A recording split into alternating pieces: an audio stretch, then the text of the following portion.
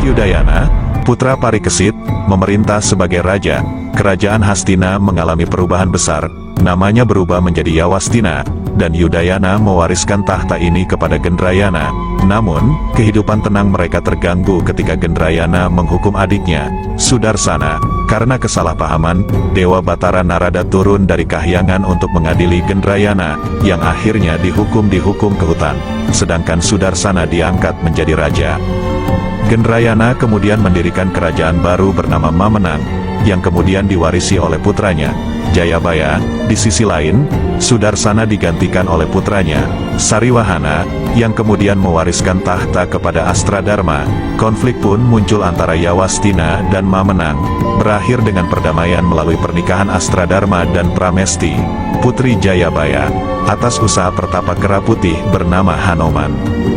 Namun, kehidupan damai tidak berlangsung lama. Pramesti, istri Astradharma, secara misterius mengandung anak setelah mimpinya bertemu dengan Batara Wisnu.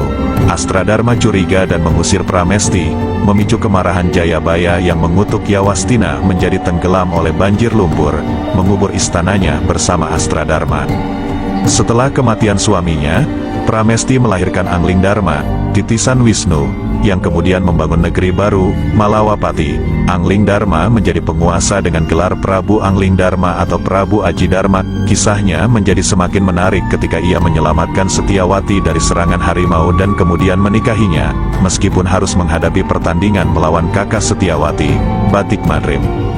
Perjalanan hidup Anglingdarma semakin rumit ketika ia menemukan perselingkuhan gurunya, Nagagini, dan mengungkapkan kebenaran kepada Nagaraja. Ini mengakibatkan Nagaraja memberikan ilmu kesaktiannya, Aji Gineng, kepada Anglingdarma sebelum meninggal. Namun, rahasia ini mengarah pada tragedi ketika Anglingdarma, yang dapat memahami bahasa binatang, membuat Setyawati marah dan akhirnya memilih bunuh diri. Pada saat upacara pemakaman diri Setyawati, Anglingdarma menyadari keputusannya adalah tindakan emosional yang merugikan banyak orang. Ketika Setyawati melompat ke dalam api, Anglingdarma memilih untuk tidak menyertainya. Ini adalah titik balik dramatis dalam kehidupan penguasa Malawapati, yang kini harus menghadapi konsekuensi dan tantangan baru. Anglingdarma, penguasa kerajaan Malawapati, terpaksa menjalani hukuman buang setelah mengingkari janji sehidup semati dengan Setyawati. Kerajaannya dititipkan kepada Batik Madrim, dan Anglingdarma memulai perjalanan penuh misteri. Di tengah jalan, ia bertemu 3 putri cantik, Widata, Widati, dan Widaningsih, yang misterius dan menarik perhatiannya. Terungkaplah rahasia ketiga putri tersebut saat Anglingdarma menyamar sebagai burung gagak. Mereka terlibat dalam pesta makan daging manusia setiap malamnya. Anglingdarma berselisih dengan mereka, dan akhirnya, ketiga putri mengutuknya, menjadikannya seekor belibis putih yang terbang ke kerajaan Bojanagara. Di Bojanagara, kisah kebingungan dan kegemparan terjadi. Pasangan suami istri Bermana dan Bermani menghadapi kembaran Bermana palsu, yang merupakan jin yang jatuh cinta pada Bermani. Permasalahan ini menggegerkan kerajaan, bahkan Raja Dharmawangsa pun tak dapat memecahkan kasusnya. Sayembara diadakan, dan Ki Demang, atas saran belibis putih, mengambil langkah untuk memecahkan teka-teki ini. Dengan kecerdikan Ki Demang, jin yang menyamar sebagai Bermana palsu terungkap. Ki Demang diangkat sebagai hakim negara, dan belibis putih menjadi peliharaan Ambarawati, putri Dharmawangsa. Anglingdarma, yang berwujud belibis putih, kemudian dapat berubah menjadi manusia pada malam hari. Setiap malam, ia bertemu Ambarawati dan akhirnya mereka menikah secara diam-diam. Namun, keheranan dan kebingungan melanda kerajaan Bojanagara ketika Ambarawati tiba-tiba mengandung tanpa suami. Resi Yogiswara, seorang pertapa misterius, muncul dan bersedia menemukan ayah dari janin tersebut. Pertarungan seru terjadi antara Yogiswara dan belibis putih, yang akhirnya kembali berwujud Anglingdarma, sedangkan Yogiswara berubah menjadi Batik Madrim. Batik Madrim datang untuk menjemput Anglingdarma yang telah habis masa hukumannya. Anglingdarma membawa Ambarawati ke Malawapati, dan dari perkawinan mereka lahir Anglingkusuma. Setelah dewasa, Anglingkusuma menggantikan kakeknya sebagai raja di kerajaan Bojanagara, mengakhiri kisah yang penuh liku ini dengan penuh keajaiban.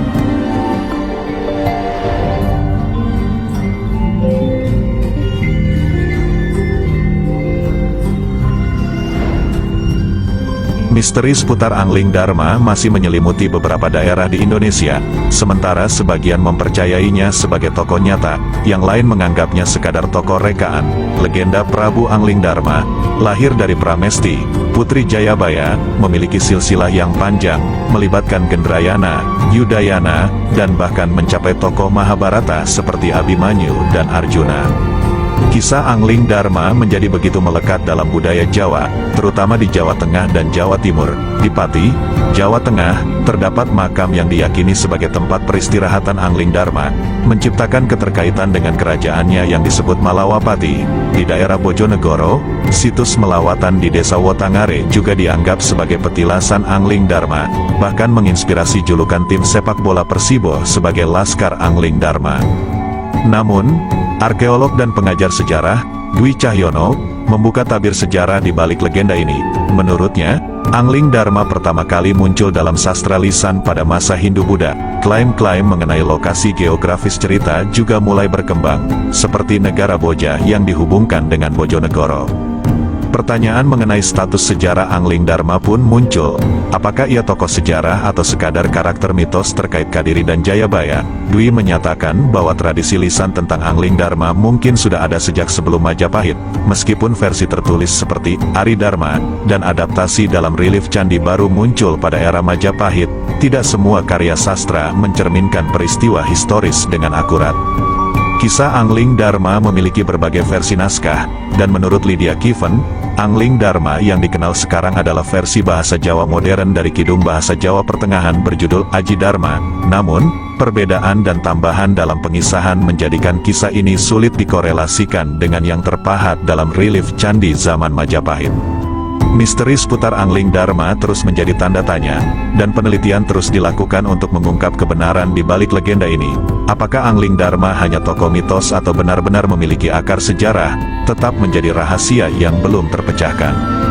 Misteri seputar Angling Dharma masih mengundang perdebatan.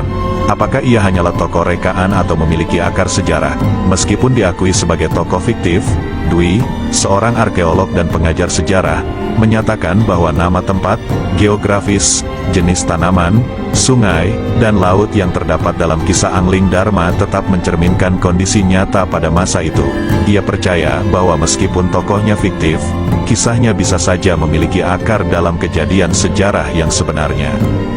Dalam penjelasannya, Dwi menyatakan bahwa sastra memiliki kekuatan untuk mencerminkan kondisi sosial dan budaya pada saat karya tersebut ditulis. Sebagai contoh, kisah Angling Dharma, meski fiktif, mampu mencerminkan kondisi sosial dan budaya masyarakat pada masa lalu. Menurutnya, tradisi lisan dan pelokalan kisah ini menjadi alasan mengapa banyak daerah mengaitkan cerita tersebut dengan wilayah tertentu. Dwi juga membahas kaitan Angling Dharma dengan Jayabaya, menyebutnya sebagai penjelasan yang ditambahkan belakangan. Awalnya, kisah Angling Dharma tidak merinci asal-usulnya, namun dalam perkembangan selanjutnya, kisah ini dihubungkan dengan Jayabaya karena Jayabaya merupakan figur yang sangat dikenal dalam budaya Jawa. Namun, soal keberadaan kerajaan Malawapati tetap menjadi misteri, tanpa bukti yang jelas. Dwi berpendapat bahwa kerajaan tersebut mungkin hanya rekaan. Dalam beberapa kasus, desa-desa yang ada saat ini mungkin hanya meminjam nama-nama dari kisah Angling Dharma yang sudah begitu terkenal. Dwi menekankan bahwa daya tarik kisah Angling Dharma terletak pada keragaman tokohnya, terutama karena berkaitan dengan cerita binatang yang populer pada masanya. Kisah ini juga mengandung pesan moral tentang kesetiaan dan dharma, dengan Angling Dharma sebagai contoh laki-laki yang setia pada istrinya, Setiawati. Dari segi bahasa, Dwi menyoroti arti kata Ari, yang bisa diartikan sebagai adik atau sebutan suami kepada istrinya. Dalam konteks cerita Angling Dharma, kata Ari mungkin merujuk pada sebutan suami kepada istrinya. Selain itu, kata Dharma dapat diartikan sebagai ajaran, yang dalam konteks cerita ini, memberikan tuntunan mengenai dharma suami kepada istri, termasuk kesetiaan seorang suami kepada pasangannya. Dwi menegaskan bahwa Angling Dharma bukanlah nama diri, melainkan nama sebutan untuk tokoh kisah yang memberikan tuntunan dan teladan mengenai kesetiaan suami. Meskipun cerita ini tak syarat dengan bahasa-bahasa agama, ia mampu melintasi zaman dan tetap diminati dalam bentuk seni pertunjukan. Dengan nilai-nilai universal, kisah Angling Dharma terbukti mampu bertahan dan terus relevan sepanjang perjalanan waktu.